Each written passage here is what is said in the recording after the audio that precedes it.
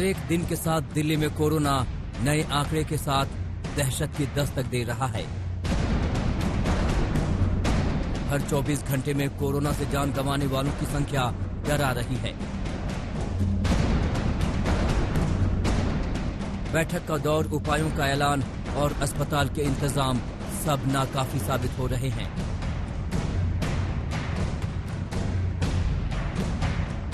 दिल्ली में पिछले 24 घंटे में कोरोना से 118 लोगों की मौत हो गई। एक दिन में 6,608 कोरोना के नए मरीज सामने आए। कोरोना मामलों की रफ्तार ऐसी कि सिर्फ 16 दिन में 1 लाख से ज्यादा नए मामले बढ़ गए। एक्टिव केस की बात करें तो यह आंकड़ा फिलहाल 40,900 से ज्यादा का है।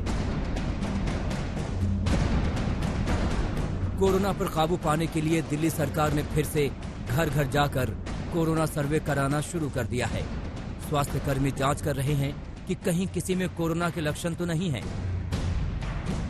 लेकिन इन सब के बीच बाजारों में, होटलों में, भीड़ वाली जगहों पर लोग नियमों की धज्जियां उड़ा रहे हैं।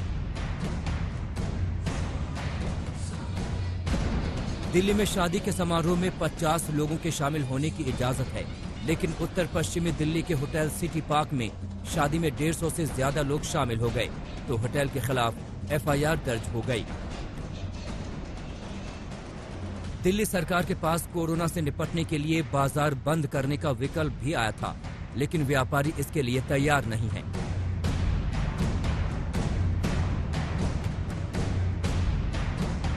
दिल्ली में कोरोना से बढ़ते आंकड़ों से एनसीआर में भी महामारी फिर से पांव पसारने लगी है।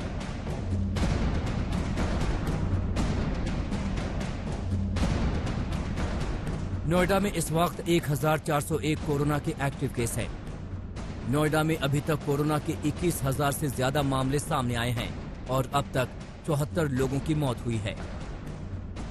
दिल्ली से कोरोना के संक्रमण को रोकने के लिए नोएडा बॉर्डर पर रैंडम टेस्टिंग की जा रही है।